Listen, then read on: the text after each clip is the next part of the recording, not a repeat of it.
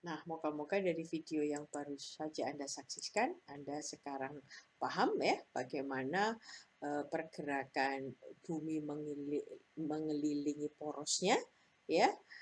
Itu condong atau bahasa Inggrisnya tilted yang di video tadi. Nah, pergerakan bumi mengelilingi porosnya atau rotasi itu membuat variasi siang malam ya. Pada saat belahan bumi menghadap matahari siang, pada saat dia ada di baliknya itu malam. Nah, yang kedua adalah pada saat bumi itu mengelilingi matahari ya, karena posisinya tilted, ada suatu waktu di mana bagian kutub utara itu menghadap matahari, ya. Kutub selatan menjauh matahari. Maka belahan bumi di sini di masa itu memiliki panjang penyiraan hari siang panjang begitu ya. Nah, di daerah ini kemudian mengalami musim panas ya, yang saat itu jauh dari matahari di daerah ini mengalami musim dingin. Posisinya itu bisa berbalik ya, kalau ini posisi bulan Juni, ya tadi dikatakan sehingga di Northern Hemisphere di bulan Juni itu summer, di Southern Hemisphere ini winter ya. Kalau kemudian kontrasnya pada keadaan di mana kutub utara itu menjauh dari matahari ya, kutub selatannya mendekat, kebalikan di belahan bumi selatan itu summer di bulan Desember ini kondisi, sedangkan di belahan bumi utara itu winter. Yang paling gampang inget-ingetnya kalau Christmas Day itu yang ada salju dan Santa Claus itu hanya berlaku di Northern Hemisphere ya. Saat Desember di Australia mau panas ya. Nah, pada saat bumi itu relatif tegak begitu di kedua sisinya, maka panjang hari akan sama. Nah, ini musim autumn atau musim spring begitu. Nah, yang tadi bergerak ke condong itu yang akan terasa perbedaannya adalah daerah-daerah yang kutub atau sekitarnya ya. Tapi di tropis ini relatif sama terus posisinya, yaitu berkas matahari kurang lebih ya, dia akan kurang lebih tegak lurus posisinya ya. Sedangkan di belahan bumi yang lain ya, satu berkas yang sama itu dia jatuhnya itu ada sudut miring ya, ada sudut datangnya matahari itu miring, jadi satu berkas matahari, satu berkas ya, energi itu disebarkan di area yang lebih luas kan dibandingkan dengan ini.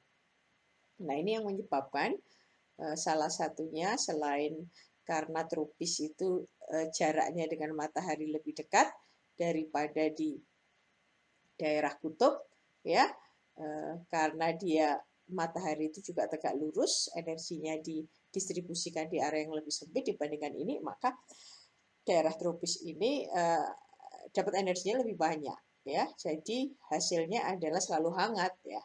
Karena kalau toh posisinya itu tiltednya berbalik ya, posisi seperti yang ini begitu, tropis tetap aja kan dapat posisi yang tegak lurus kurang lebihnya. Ya, jadi itu yang menjelaskan kenapa tropis itu hangat ya. Di kedua kutub itu relatif lebih dingin. Dan adanya 4 musim yang tegas baik di kutub ke arah ini namanya tropik Cancer ya, 23 derajat lintang utara dan selatan. Minggu lalu kita sudah bahas, ini adalah daerah tropika ya. Nah, daerah ini dan daerah ini mengalami 4 musim ya. Dampaknya apa terhadap ekosistem ya? Sebetulnya simply ini berpengaruh pada banyaknya energi yang diterima di permukaan bumi. Jadi ini adalah sumbu X adalah bulan, begitu dalam setahun.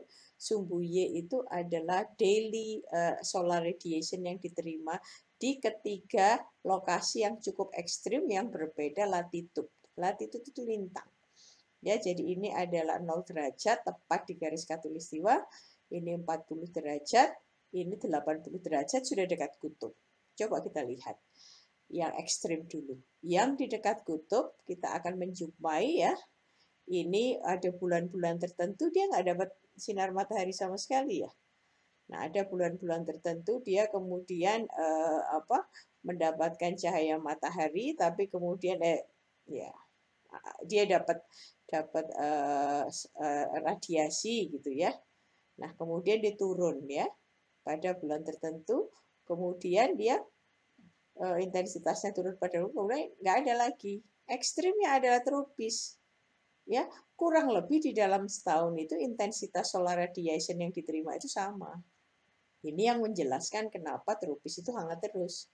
Nah, di daerah 40 derajat atau temperate ya, ada bulan-bulan tertentu dia dapat solar radiation, tapi nggak terlalu tinggi. Ada bulan-bulan tertentu dia lebih tinggi solar radiation-nya, kemudian sampai puncaknya, kemudian turun. Nah, ini masa-masa summer, ini masa-masa winter, ini masa-masa winter. Kalau di tropis semuanya nggak ada summer, nggak ada winter. Sepanjang tahun suhunya relatif konstan, jumlah solar radiation-nya relatif konstan. Dampaknya apa? Nanti ada dampaknya. Artinya kalau Anda ingat, fotosintesis itu membutuhkan cahaya matahari. Nah, nggak pernah libur ini fotosintesis di tropis. Ya, oke. Jadi bagian tadi sudah menunjukkan bagaimana posisi geografis suatu lokasi, terutama lintang ya, itu menentukan suhu ya dari rata-rata di daerah sana. Daerah ekuator suhunya selalu tinggi begitu, ke arah kutub suhunya relatif lebih rendah daripada ekuator. Nah, namun selain posisi geografis dalam hal lintang, rupanya ketinggian atau altitude ya itu juga akan mempengaruhi suhu udara. Jadi ada pola di mana semakin tinggi suatu lokasi suhunya semakin dingin. Ini kan kita semua tahu, Anda kalau bergerak dari pantai naik gunung sampai tinggi ya suhunya kan tambah dingin ya. Kira-kira ada pola penurunan gradual, nilainya kurang lebih pada saat kita naik ketinggian sebesar 100 meter ya, itu suhu turun 0,5 derajat Celcius. Jadi semakin tinggi suatu lokasi itu semakin rendah suhunya.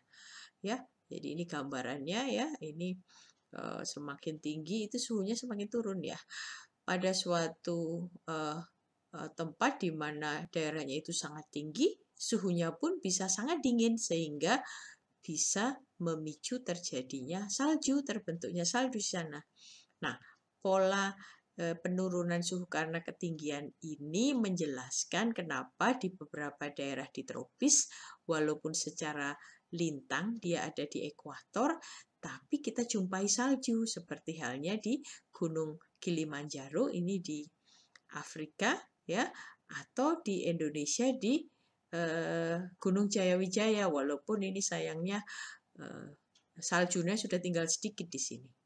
Ya, jadi di daerah tropika meskipun suhu rata-ratanya itu hangat, tapi ada daerah yang tertentu yang karena ketinggiannya itu puncaknya bisa tertutup salju karena posisinya yang sangat tinggi dan suhunya sangat dingin akibat ketinggian. Nah, rupanya tadi kembali ke bumi yang bentuknya bulat, begitu ada panas daerah ekuator lebih hangat, daerah kutub lebih dingin, rupanya perbedaan suhu itu menyebabkan perbedaan tekanan dan somehow itu memicu terjadinya apa yang namanya global atmospheric circulation yang nanti ada dampaknya ke arah distribusi curah hujan di permukaan bumi secara umum. Jadi nanti ada di daerah bumi, di bumi ini ya, ada pola-pola pergerakan angin yang berbentuk lingkaran-lingkaran ya. Ini angin bergerak sedemikian rupa sehingga pada saat di tempat tertentu dia bergerak naik ke atas ya. Pada saat udara itu naik begitu ya, dia pada ketinggian tertentu dia akan melepaskan hujan. Nah, kemudian dia udaranya bergerak, kemudian di tempat tertentu akan turun sebagai udara yang kering.